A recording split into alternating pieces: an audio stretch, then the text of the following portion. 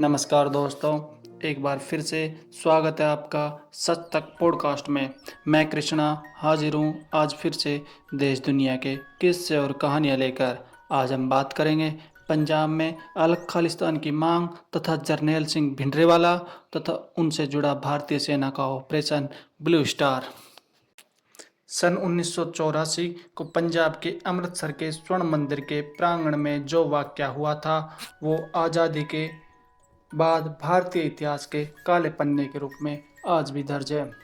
वो ऐसी घटना थी जिसने पूरे भारत को झकझोर कर रख दिया था। जर्नैल सिंह भिंडरेवाले की मौत के साथ ऑपरेशन ब्लू स्टार सफल रहा था, लेकिन उसकी बड़ी कीमत आगे चलकर देश को प्रधानमंत्री इंदिरा गांधी की शहादत के रूप में चुकानी पड़ी थी।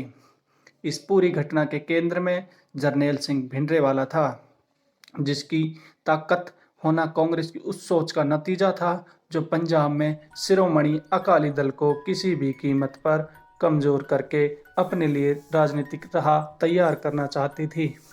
लेकिन जहर का काट जहर से ढूंढना कांग्रेस को भारी पड़ गया और उसकी राजनीतिक महत्वाकांक्षा की कीमत देश को चुकानी पड़ी। इस पूरे विवाद की शुरुआत आज़ादी के बाद शुरू होती है। ये वो दौर था जब अंग्रेजों द्वारा किए गए बंटवारे के बाद पंजाब के दो टुकड़े हो गए, जिसका बड़ा हिस्सा पाकिस्तान के साथ चला गया। बंटवारे के दौरान बहुत खून खराबा हुआ और बड़ी संख्या में सिख, हिंदू और सिंधी पाकिस्तान से भारत आ गए। ऐसे में पंजाबियों को अपनी संस्कृति और भाषा के वजूद की चिंता सताने लगी थी। अंग्रेजों के दौर में साल 1920 में सिखों की धार्मिक संस्था की राजनीतिक शाखा के रूप में अकाली दल का गठन हो चुका था। ऐसे में आज़ादी के बाद भाषाई आधार पर जब राज्यों का पुनर्गठन हुआ तब सिख बहुल्य राज्य बनाए जाने की मांग की गई, लेकिन उनकी इस मांग को दरकिनार कर दिया गया। ये बात तब कही गई थी जब पंजाब में हरियाणा, हिमाचल प्रदेश और राजधानी दिल्ली आती थी। ऐसे में सिखों की संख्या हिंदुओं के मुकाबले बहुत कम थी। सिखों का मानना था कि पंजाब के संसाधनों पर पहले पंजाबियों का हक है। ऐसे में देश में बनने वाले बांध और नहरों पर उन्हें ज़्यादा हक और स्वायत्तता दी जानी चाहिए। 1956 में हिमाचल को केंद्र शासित प्रदेश घोषित कर दिया गया, लेकिन पंजाब को अलग राज्य घोषित करने में केंद्र सरकार को 10 साल लंबा वक्त लग गया। साल 1965 में हुए भारत पाकिस्तान युद्ध के बाद पंजाब हरियाणा का गठन हुआ। तब जाकर सिखों के लंबे समय से हो रही अलग राज्य की मांग पूरी हुई। अकाली दल ने पंजाब के गठन के लिए इस मांग को भाषा के आधार पर रखा था, न कि धर्म के आधार पर। इसलिए सरकार ने उनकी इस मांग को स्वीकार कर लिया था। इसके बाद पंजाब के प्रवासी विदेश में रहने ब्रिटेन, कनाडा, अमेरिका चले गए, जहां पर 1970 में खालिस्तान आंदोलन की शुरुआत हुई। जगजीत सिंह चौहान जैसे कुछ नेताओं ने विदेशी धरती पर खालिस्तान के अलग देश के रूप में गठन का ऐलान कर दिया और वहीं पर खालिस्तान देश की मुद्रा भी जारी कर दी। लेकिन अकाली दल ने कभी भी अलग खालिस्तान की मांग नहीं की थी। अकाली दल स्वायत्तता चाहता था, लेकिन अलग देश की मांग उसने कभी नहीं की। सन 1973 में आनंदपुर साहिब में एक महत्वपूर्ण घटना घटी। यहाँ हुई एक बैठक में एक प्रस्ताव पारित किया गया, जिसमें राजनीतिक और सामाजिक मुद्दे शामिल थे। अकाली दल का मानना था कि सिख समुदाय की पहचान, वजूद और संस्कृति को बचाए रखना होगा। आनंदपुर प्रस्ताव में 7 बातें महत्वपूर्ण थी। पहला, चंडीगढ़ पंजाब को दिया जाए, जबकि केंद्र ने चंडीगढ़ को हरियाणा और पंजाब की संयुक्त राजधानी घोषित किया था। वहीं हरियाणा के पंजाबी बोले जाने वाले कुछ इलाकों को पंजाब में शामिल किया जाए। तीसरी मांग यह थी कि मौजूदा संविधान के अंतर्गत राज्यों को और अधिकार दिए जाएं और राज्यों के काम में केंद्र के दखल को कम किया जाए। इसके अलावा अकाली दल ने मांग रखी कि अखिल भारतीय गुरुद्वारा प्रबंधक कमेटी का गठन किया जाए। साथ ही पंजाब के बाहर अल्पसंख्यकों के रूप में रह रहे सिखों के अधिकारों की पूरी रक्षा की जाए। इसके अलावा फौज में सिखों की भर्ती संख्या ज़्यादा होनी चाहिए। 1973 के आनंदपुर साहब में पारित इस प्रस्ताव को हर किसी ने भुला दिया था, लेकिन इसे साल 1982 में फिर से हवा जरनैल सिंह भिंडरेवाला ने दी थी। भिंडरेवाला का जन्म फरवरी 1947 को पंजाब के मोगा जिले में हुआ। जरनैल सिंह भिंडरेवाला को 1977 सिखों की धर्म प्रचार की प्रमुख शाखा दमदमी टकसाल का मुखिया नियुक्त किया गया था। उस समय तक दमदमी टकसाल का निरंकारियों से सीधा टकराव हो चुका था। पारंपरिक रूप से सिखों का मानना था कि गुरु ग्रंथ साहब 11वें और आखिरी गुरु हैं जो अनंत काल तक बने रहेंगे। गुरु गोविंद सिंह के बाद और कोई इंसान गुरु का पद ग्रहण नहीं कर सकता। निरंकारी सिख इस बात को नहीं मानते थे। ऐसे में 1978 में वैसाखी के दिन सिखों और निरंकारी सिखों के बीच खूनी झड़प हो गई। इस घटना में 13 निरंकारियों की जान चली गई। इसके बाद पंजाब हमेशा के लिए बदल गया। 1975 में इंदिरा गांधी ने देश में आपातकाल लगा दिया था, जो कि 1977 तक लागू रहा। इसके बाद हुए चुनाव में कांग्रेस को हार का सामना करना पड़ा और देश में जनता पार्टी की सरकार बनी। पंजाब में भी सत्ता कांग्रेस के हाथ से निकलकर अकाली दल के हाथ में आ गई। पंजाब में अकाली दल सत्ता हासिल करने के बाद ज़्यादा हावी होने लगा। ऐसे में उसे काटने के लिए कांग्रेस को एक ऐसे नेता की ज़रूरत थी जो अकालियों का विरोध कर सके। ऐसे में पंजाब के पूर्व मुख्यमंत्री ज्ञानी जैल सिंह की सलाह पर संजय गांधी और इंदिरा गांधी ने ऐसे व्यक्ति की तलाश शुरू कर दी जिसका व्यक्तित्व करिश्माई हो और जिससे कि सिख अकाली दल की ओर न जाकर उनकी तरफ आए। कांग्रेस की यह तलाश जरनैल सिंह भिंडरावाला पर आकर ख़त्म हुई। इसके बाद कांग्रेस ने भिंडरेवाला को पंजाब की धार्मिक राजनीति में बढ़ावा देने के लिए हर तरफ की मदद की। जनता पार्टी की सरकार गिरने के बाद 1980 में हुए फिर से चुनाव, तब पंजाब में एक बार फिर कांग्रेस की सरकार बन गई।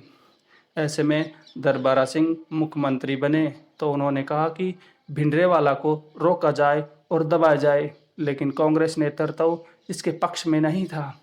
ऐसे में भिंडरावाला का प्रभाव बढ़ता चला गया। 1980 में भिंडरावाले और उसके समर्थकों पर निरंकारी बाबा गुरबचन सिंह की हत्या का आरोप लगा। इसके बाद 1981 में भाषा का मुद्दा जनगणना के दौरान अहम हो गया। हिंदी के आगे पंजाबी के पिछड़ने का डर सिखों को था।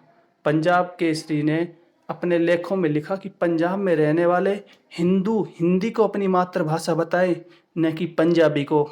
इस कारण पंजाब केसरी के मालिक लाला जगत नारायण की हत्या कर दी गई।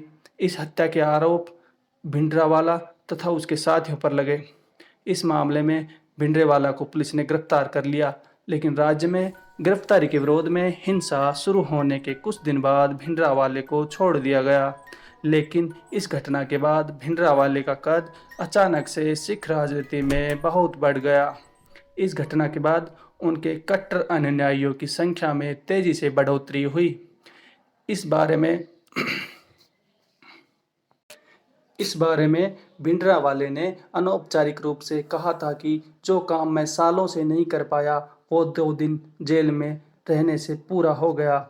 1982 में भिंडरावाले और अकालियों के बीच साथ काम करने पर सहमति बन गई। अकाली दल के संत हरचंद सिंह लोंगेवाल और भिंडरेवाला के बीच सहमति के बाद धर्म युद्ध मोर्चे की शुरुआत हो गई, जिसका मुख्य उद्देश्य 1973 के आनंदपुर साहिब प्रस्ताव के मांगों को पूरा करवाना था। ऐसे में जब भिंडरेवाला कांग्रेस के हाथ से निकल गया तो राज्य की सत्ता पर काबिज कांग्रेस सरकार ने इस आंदोलन को रोकने की पुरजोर कोशिश की। 1983 में धर्म युद्ध मोर्चे के खिलाफ कड़ी कार्रवाई करने वाले आईपीएस अधिकारी एएस अटवाल की स्वर्ण मंदिर की सीढ़ियों के साथ पास में हत्या कर दी गई।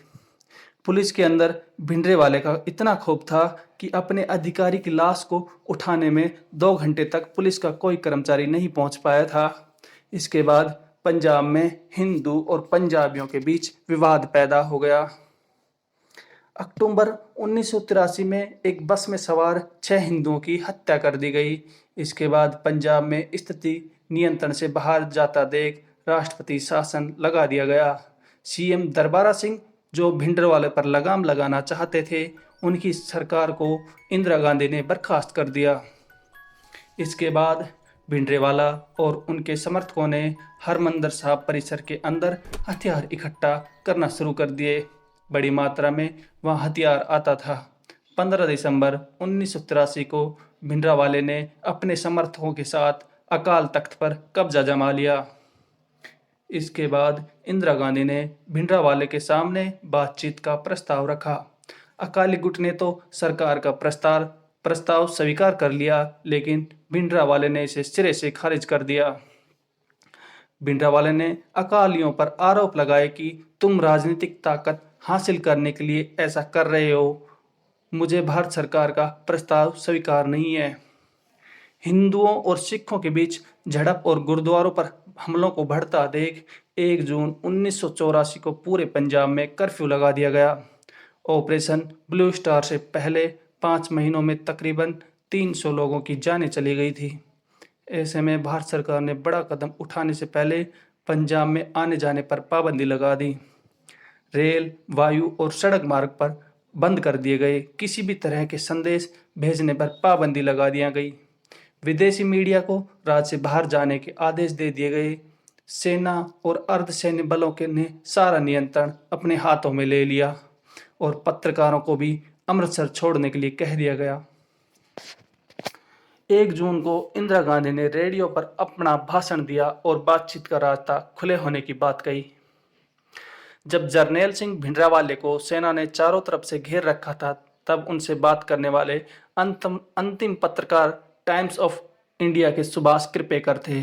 जब सुभाष कृपेकर ने भिंडरावाले से पूछा कि भारतीय सेना टैंकों और हथियारों के साथ आई है, आपके कुछ चंद लड़ाके इनका सामना कर पाएंगे क्या, तब भिंडरावाले का जवाब था कि भेड़ियों की संख्या चाहे कितनी भी हो, अकेला शेर कभी नहीं डरता, और जब शेर सोता है तो चिड़िया चहचहाती है, लेकिन जब शेर उठता है तो चिड़िया चहचहाना बंद कर देती हैं।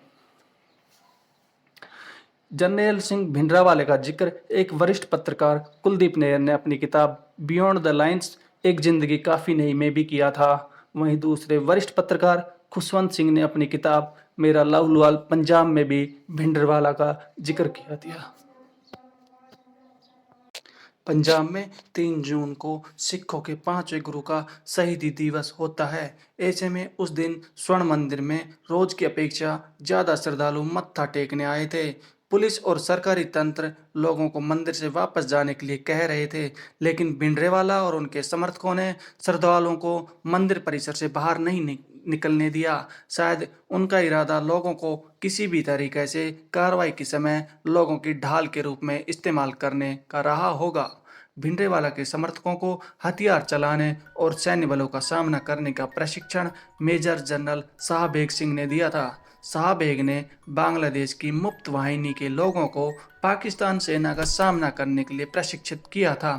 मेजर जनरल कुलदीप सिंह बरार के हाथों में ऑपरेशन ब्लू स्टार की कमान सौंपी गई थी। 5 जून की शाम दोनों पक्षों के बीच मुख्य लड़ाई शुरू हुई। सेना को पहले से ही निर्देश दिए गए थे कि स्वर्ण मंदिर साहब को किसी तरह की क्षति नहीं पहुंचनी चाहिए। शुरुआत में सेना को इस बात का अंदाजा नहीं था कि आतंकियों के पास आधुनिक हथियार हैं। उनके पास anti tank gun, rocket launcher, machine gun थी और वो वहीं से पोजीशन पर घात लगाए बैठे थे। जब शुरुआत में ज्यादा संख्या में सैनिक घायल हुए तो मेजर बरार ने अपनी स्ट्रेटेजी बदल दी और अकाल तख्त पर हमले के लिए टैंक मंगा लिए। इन टैंक का उपयोग रात में रोशनी करके भिंडरेवाला और उसके समर्थकों पर निशाना लगाना था, लेकिन जब बात इससे भी नहीं बनी तो अकाल तख्त के ऊपर टैंक से गोले दाग दिए गए। इस दौरान 6 जून को 37 साल की उम्र में भिंडरेवाला की मौत हो गई। जांच में पाया गया कि टैंक से अकाल तख्त के ऊपर 80 से ज्यादा गोले दागे गए थे। हमले के दौरान अकाल तख्त और पुस्तकालय को बड़ा नुकसान पहुंचा था। मिशन के पूरा होने के बाद जब स्वर्ण मंदिर परिसर की जांच की गई तो बड़ी मात्रा में हथियार मिले थे। आधिकारिक आंकड़ों के मुताबिक ऑपरेशन ब्लू स्टार के दौरान भारतीय सेना के 83 जवान शहीद हुए थे, वहीं 248 घायल हुए थे, जबकि इस दौरान 500 से ज़्यादा आतंकवादी मारे गए थे, जिनमें भिंडरावाले भी शामिल था। इस प्रकार भारतीय सेना ने सफल ऑपरेशन ब्लू स्टार पूरा करके खालिस्तान तथा भिंडरावाले का हमेशा के लिए अंत कर दिया। जय हिंद दोस्तों।